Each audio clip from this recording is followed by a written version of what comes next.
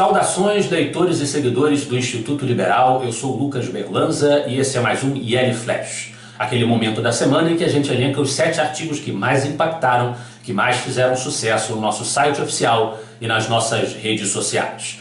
E hoje o nosso primeiro artigo do IL Flash é uma contribuição de um apoiador muito valoroso do Instituto Liberal, o nosso economista Marcel Balaciano, que do ponto de vista do nosso blog está sempre aí publicando, ele ajuda o IL de outras maneiras, a gente agradece muito ao Marcel, está sempre com a gente, mas do ponto de vista do blog ele está sempre publicando, enriquecendo o nosso blog com análises econômicas que vêm acompanhadas de dados estatísticos, uma sustentação técnica dos argumentos. E o artigo que entrou no IL Flash dessa semana do Marcel, Mercado de Trabalho no Estado do Rio de Janeiro em 2019.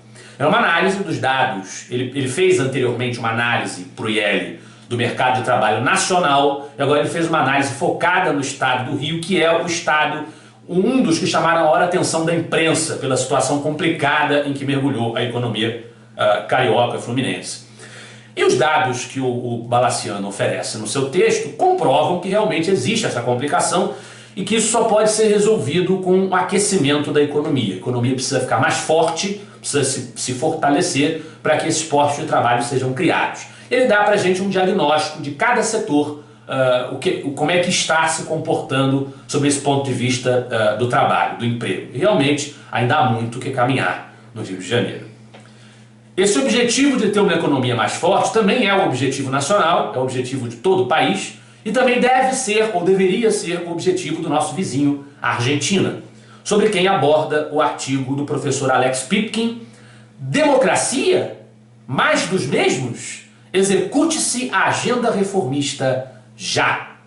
É o primeiro de 2 artigos do IL Flash de hoje do professor Pipkin abordando a situação da Argentina, onde nós tivemos lá a eleição de um peronista apoiado por Cristina Kirchner, o presidente Alberto Fernandes, que defende um receituário estatizante, intervencionista e populista, envolvendo até o congelamento de preços.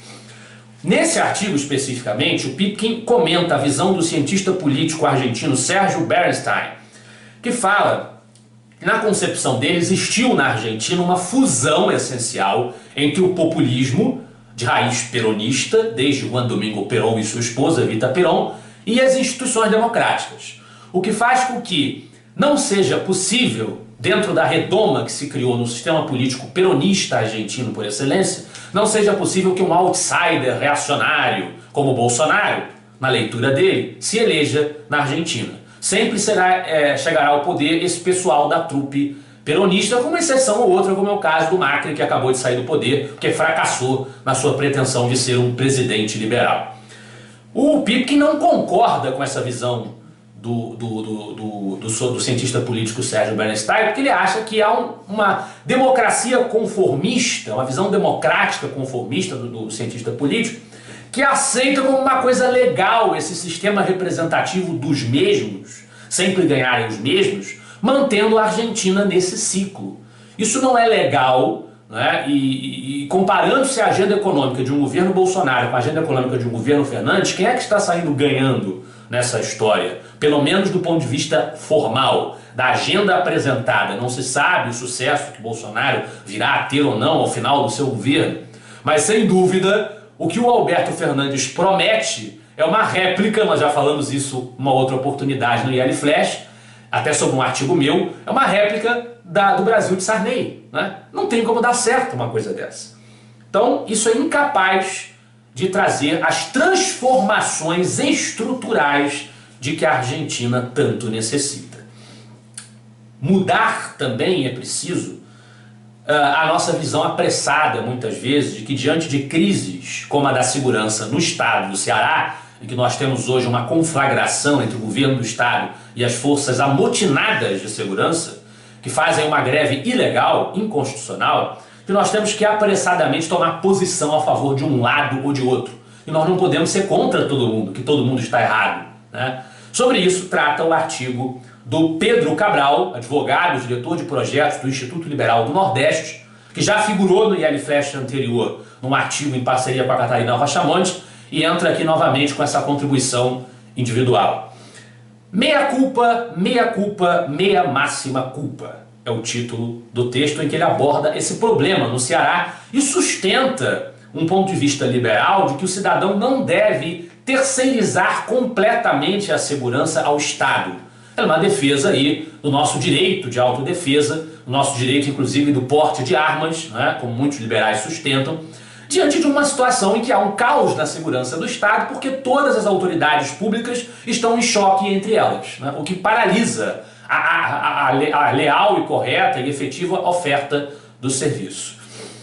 Confiança, e nós não podemos confiar apenas no Estado e nas forças policiais para equacionar esses problemas, e confiança é o tema também do artigo seguinte, o artigo do Roberto Rachevsky, o desenvolvimento e o tripé de confiança. E fundamentalmente o Roberto sustenta no seu artigo é que uma sociedade que busque o desenvolvimento, que busque a prosperidade em bases liberais, precisa perseguir três confianças. Em primeiro lugar, a confiança em si mesmo, a autoestima, que impele o indivíduo à realização. A confiança nos outros, que é a cooperação. Cooperação esta que se estabelece nas relações de mercado. E, finalmente, a confiança nas instituições, que é a valência, a entrada em vigor de um Estado de Direito. E ele considera que, em boa medida, essas três confianças estão esgarçadas na sociedade brasileira, nós devemos correr atrás de conquistá-las. Confiança que não existe justamente quando predomina o receituário social-democrata, o receituário do Estado gigante, o Estado que se mete em tudo, a máquina burocrática que promete a multiplicação de empregos e não consegue fazer milagres porque é profundamente antieconômica. Sobre isso vem o artigo do Vinícius Montgomery, Social-Democracia e a Taxa de Desemprego. Ele relaciona esse estímulo da doutrina social-democrata, de uma ortodoxia política social-democrata, a crescente intervenção estatal com os impactos que a carga tributária passa em decorrência disso a exercer sobre o setor produtivo, entre outros problemas que o setor produtivo enfrenta, o que aumenta o nível de desemprego, diminui o nível de conforto dentro de uma nação, de uma comunidade política. Se nós quisermos nos beneficiar, o que nós vamos perseguir é regulações, legislações, constituições mais simplificadas, que não imponham tantos entraves ao empreendedor, à economia de mercado, e vamos buscar também, em consequência disso, uma disposição maior por valorizar o futuro daquilo que os economistas, inclusive os economistas da escola austríaca, como Mises e Hayek, chamam de a preferência temporal, né? A preferência temporal estar no futuro, valorizando e permitindo o acúmulo de capital, que é isso que enriquece uma sociedade, que vai propiciar condições de vida diferenciadas ao povo. Interrompe-se a programação para um artigo que é basicamente uma sugestão de leituras, do nosso Ian Kerzimer, 6 clássicos para entender melhor a política. O título é autoexplicativo, são 6 dicas de livros, de Maquiavel, passando pela política de Maquiavel, né? Até clássicos do pensamento liberal, conservador, que o Ian Kerzimer sugere ao leitor para que ele se aprofunde o seu conhecimento em política, o que é também uma missão fundamental do Instituto Liberal. Finalmente, nós nos despedimos por esta semana voltando à Argentina, um outro artigo do professor Alex Pipkin, O Interminável Pranto Argentino. Ele analisa, mais uma vez, a glória incessante do peronismo, que os argentinos não conseguem eliminar e não querem eliminar, infelizmente a verdade é essa.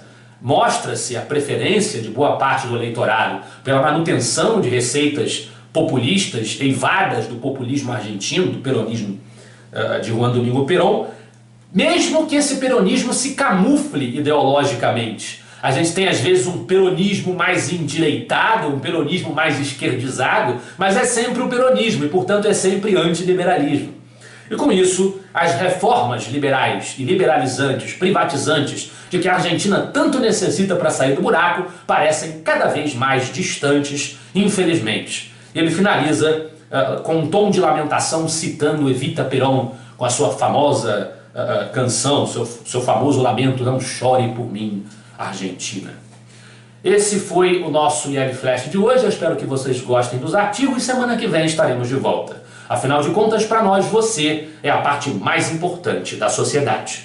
Até a próxima.